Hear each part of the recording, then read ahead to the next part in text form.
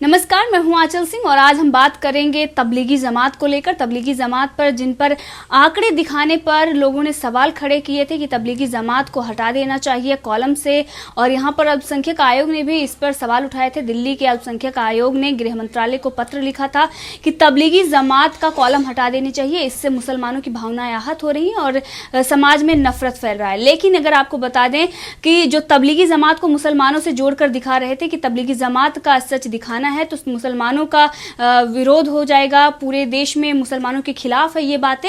वहीं पर आपको बता दें कि एक सच्चा मुसलमान होने के नाते इकबाल अंसारी ने कहा है कि तबलीगी जमात देश के गद्दार हैं और इन्हें देश का गद्दार घोषित कर देना चाहिए। और कोरोना वायरस के संक्रमण फैलाने में सबसे बड़ा हाथ इन्हीं का है और ये बीमारी इन्हीं में ही पाई जा रही है। और साथ ही आपको बता दें कि सिर्फ और सिर्फ इकबाल अंसारी ने ही नहीं, पाकिस्तान में भी इसका कॉलम अलग रखा जा रहा है। तो हमारे देश में जो इस्लामिक कंट्री है पाकिस्तान, वहां भी तबलीगी जमात से लोग त्रस्त हैं और वहां की सरकार भी इनसे त्रस्त होकर इनका कॉलम अलग बना रही है, जबकि हमारे देश में तबलीगी जमात का इस्तेमाल ही निषेध है। यहाँ पर सिंगल सोर्स यूज किया जा रहा है। उसी के साथ आपको बता दें कि दिल्ली के मुख्यमंत्री अरविंद केजरीवाल ने भी एक्सेप्ट किया है कि मरकज के बाद से ही दिल्ली में मामले बढ़े हैं कोरोना वायरस के।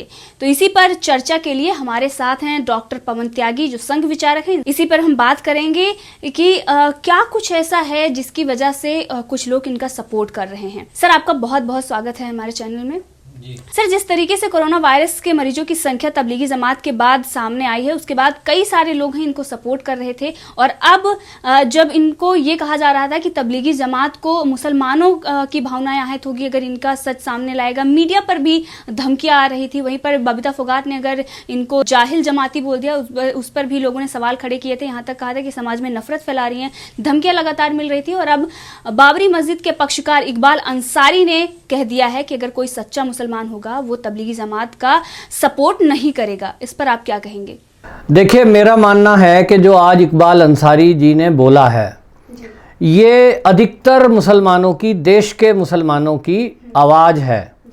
क्योंकि इकबाल अंसारी वो सज्जन हैं जो पिछले 150 साल से उनका परिवार अयोध्या के मैटर को लेकर कोर्ट में हिंदू पक्षकारों से, राम मंदिर के पक्षकारों से कोर्ट केस लड़ रहा था। लेकिन इकबाल अंसारी एक वो इंसान थे जिन्होंने ये कहा था पहले दिन से कि जो कोर्ट का फैसला होगा मैं उसे मानूंगा। और इसको लेकर जो कट्टरपंथी हैं देश और विदेश के, वो नहीं चाह रहे थे कि ये मैटर सोल्व आउट हो। लेकिन उसके बावजूद उन्होंने कहा मैं किसी की नहीं सुनूंगा, देश हित में यही है कि जो न्यायालय कहेगा उसको मानना चाहिए। उसका परिणाम हमारे सामने है कि जब सबको ये चिंता थी कि पूरे देश में कहीं दंगे ना हो जाएं, उस कंडीशन में अयोध्या का फैसला आया और शांति से वो निपट गया। वो इकबाल अंसारी जिनकी समाज में इतनी पैठ है, जिनकी अपने धर्म के प्रति आस्था है, आज वो जो उन्होंने बयान दिया है वो वास्तव में तबलीगी समाज से जुड़े हुए लोग और उनके पक्षकर जो पक्षधर हैं, ऐसे लोगों को, कट्टरपंथी लोगों को समझना चाहिए कि यदि कोई व्यक्ति ऐसा कह रहा है अपने ही समाज का कि इन्हीं के वजह से ये कोरोना फैला है और ये लोग समाज के दुश्मन हैं, तब ऐसे में उन लोगों के मुंह पे एक करारा तमाचा है इकबाल अंसारी का। जो लोग ये कह रहे थे कि तबलीगियों का नाम लेकर के मुस्लिम समाज को बदनाम किया जा रहा है।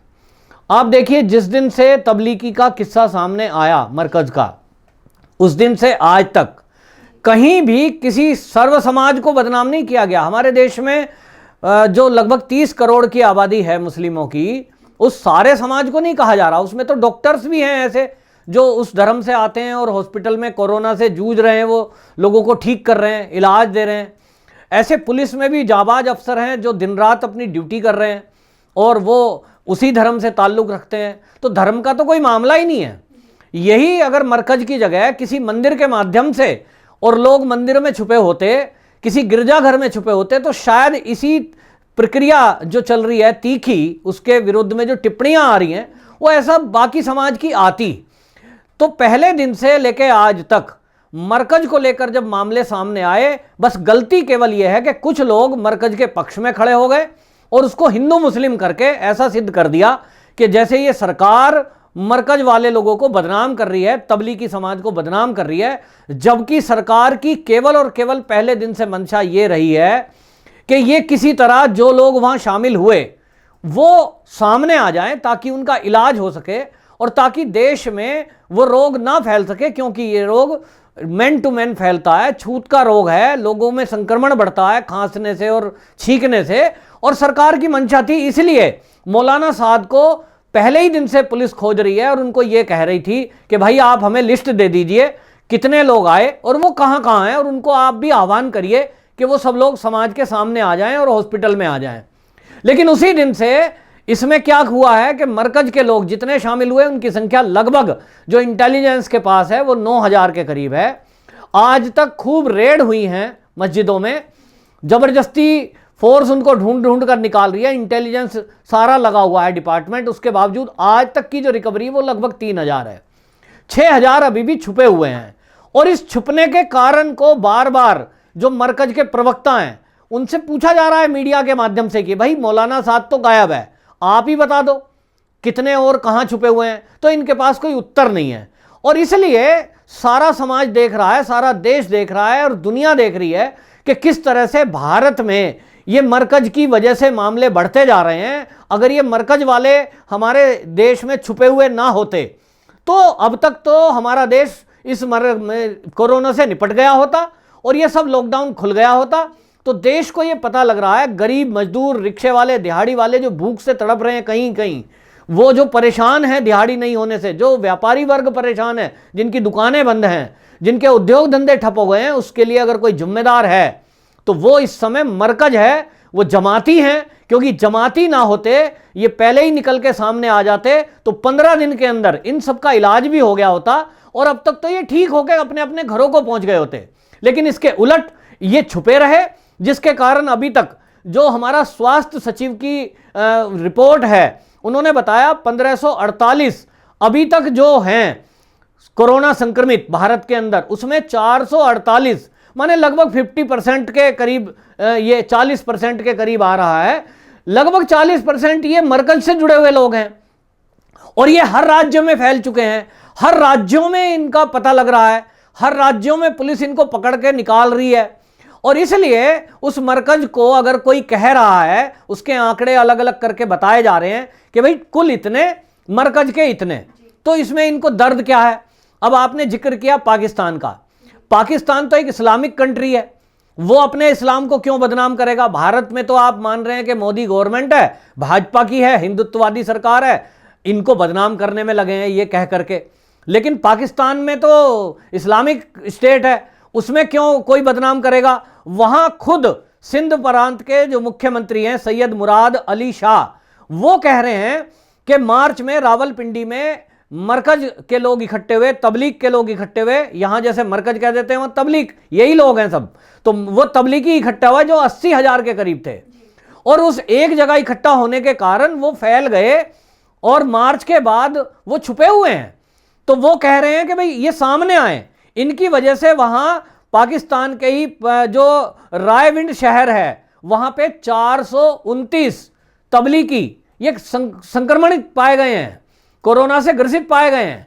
तो पाकिस्तान में भी सरकार परेशान है इनसे और उनको भी कहना पड़ रहा है कि या तो वो तबलीगी जमात वाले लोग आगे आ जाएं, सामने आ जाएं, नहीं तो फिर हमें भी कार्रवाई करनी पड़ेगी। लेकिन इन लोगों ने वहां भी उत्पात मचाया हुआ है और वहां तो क्योंकि चलती कट्टरपंथियों की है, वहां उन्होंने अभी भी मस्जिदों में नमाज बंद नहीं की है। वो सरकार के कानून को धता बताते हुए और उन्होंने घोषणा कर दी है कि हम मस्जिद में जाना से बंद नहीं होंगे, और वो सैकड़ों की संख्या में मस्जिद में इकट्ठे होते हैं और नमाज के लिए आते हैं और वो संक्रमण फैल रहा है। उसका जब विस्फोट पाकिस्तान में होगा वो अलग होगा। तो इसलिए पंजाब में ही, खाली वहां पाकिस्तान के पंजाब में ही अभी तक जो कुल संख्या है प्रांत की वो 1100 के करीब एक प्रांत की है। तो कहने का मतलब यह है कि जो इस्लामिक स्टेट है पाकिस्तान, वहां भी तबलीगियों को अलग से ट्रीटमेंट करने के लिए और अलग से उनके आंकड़े सरकार को बताने पड़ रहे हैं कि इतने टोटल, इतने उसमें तबलीगी। अब भारत के अंदर आप देखिए, भारत में तो कोई भी बात अगर देश हित की है तो यहां देश के अंदर छुपे हुए ऐसे समाज में लोग बैठे हैं जो कम्युनिस्ट विचारधारा के लोग हैं, जो देश विरोधी विचारधारा के लोग हैं, वो मीडिया के माध्यम से भी हैं, वो सोशल मीडिया के माध्यम से भी हैं, उसमें जुडिशरी के जुड़े हुए लोग भी हैं। और वो किस तरह से विरोध करते हैं कि दिल्ली अल्पसंख्यक आयोग के जो चेयरमैन है डॉक्टर जफर इस्लाम खान, वो होम मिनिस्टर को चिट्ठी लिखते हैं कि भाई ये जो एक विशेष धर्म के लोग हैं और उसके कारण से, तबलीगियों के कारण से पूरे मुस्लिम समाज को शक के दायरे में लाया जा रहा है और पूरे देश में माहौल बन रहा है नफरत का, और ये माहौल को रोकना चाहिए।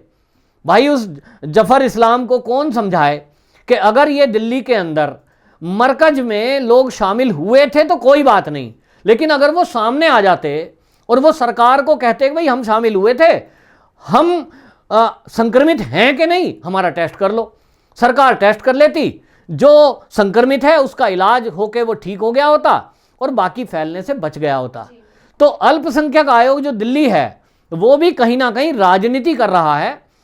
वो तबलीगियों को तो समझाने से रहा कि भाई आप जहां हैं बाहर आइए, उनके पास हो सकता है लिस्ट भी हो, उनको मौलाना साद का भी हो सकता है पता हो, वो मौलाना साद के लिए अपील नहीं कर रहे हैं, लेकिन वो अपील उल्टा गृह मंत्रालय को कर रहे हैं कि जी समाज में नफरत फैल रही है, कॉलम हटाइए तबलीगी जमात। अब ये बताइए, नफरत कोई फैला थोड़ी रहा है, अपने आप लोगों के व्यवहार की वजह से। जी, दिल्ली के मुख्यमंत्री केजरीवाल ने भी अब मरकज में जो शामिल हुए थे उनकी वजह से मामले बढ़े, ये भी बात होगी। और सिर्फ पाकिस्तान का ही मामला नहीं है, मलेशिया में भी तबलीगी जमात की वजह से कोरोना वायरस के मरीजों के सामने आए हैं और भारत में इतनी तबाही मचाई है इन्होंने। जहां पर देखिए, जहां पर ये तबलीगी जमात के लोग गए हैं, हर जगह पर कोरोना वायरस के मरीजों की संख्या बढ़ी है और वहां पर भी मिले हैं। तो ये सिर्फ और सिर्फ भारत की ही बात नहीं है, जैसे कि पाकिस्तान की बताया, मलेशिया जहां पर ये जाने की कोशिश कर रहे थे, और बहुत सारी ऐसी कंट्री हैं जहां से ये लोग तबलीगी जमात में शामिल हुए थे और कुछ ऐसे देशों में ये जा पाए थे और कुछ देशों में ये नहीं जा पाए थे, जो अभी भी भारत में हैं। और इसमें से 960 लोगों का वीजा भी निरस्त किया गया था, गृह मंत्रालय ने कर दिया था, जिसके बाद ये टूरिस्ट वीजा पर आए थे और उसके बाद यहाँ पर धर्म प्रचार में शामिल हुए थे। तो इसी तरीके से उसके बाद में पूरे देश में ये छिपे हुए हैं। तो एक तरीके से इन्होंने गैर कानूनी तरीके से यहाँ पर घुसे हुए हैं और उसके बाद गैर कानूनी तरीके से इन्होंने धर्म के प्रचार प्रसार में गए, वहाँ पर शामिल हुए और उसके बाद में भी जो एक्टिविटी कर रहे हैं वो भी देश के लिए खतरनाक है और ये सारी चीज़ें असंवैधानिक हैं। कोई सी भी चीज़ें कानून के दायरे में नहीं आती, चाहे वो डॉक्टरों पर थूकना हो या लगातार जो देश के कोने कोने से खबरें आ रही हैं कि कहीं पर पुलिसकर्मी पर हमला हुआ, जानलेवा हमला, पत्थर फेंका गया, सफाई कर्मी पर कुल्हाड़ी से हमला हुआ। तो ये जो देश में घटनाएं हैं, कहीं ना कहीं ये जमात या उनके जो सपोर्टर हैं उनको बचाने की कोशिश की जा रही है, ये उनके द्वारा की जा रही है। तो ये सारी जो चीजें हमारे देश में है, उसके बाद भी इनका कॉलम हटाने की बात कही जा रही है और बाकी चीजों पर नहीं देख रहे हैं। तो ये जो अब इकबाल अंसारी ने बयान दिया, तो क्या अब वो लोग ये साबित करेंगे कि ये इस्लाम का मामला अलग है, मुसलमान अलग हैं और जमाती अलग हैं, ये किसी भी धर्म को रिप्रेजेंट नहीं कर रहे हैं। इसमें मैं एक अंत में बात कहूंगा कि देखिए, इनका जितना भी स्टार्टिंग से लेके मार्च से तबलीग में जब ये जमात में शामिल हुए हैं, उस 13 मार्च से लेके अभी तक के जितना भी इनका क्रियाकलाप रहा है, जितना आपने अभी गिनवाया, इन सबको देख के लग रहा है कि ये तो किसी विदेशी शक्ति के संचालन में चल रहा है। और अभी देखिए, ईडी ने भी केस दर्ज किया है कि विदेशों से फंड आया है, ये मरकज को पैसा आया है विदेशों से और जो गैर कानूनी रूप से आया है। तो इससे तो ये लग रहा है कि विदेश की कई शक्तियां इनके पीछे हैं और वो भारत में तबाही मचाना चाहती हैं।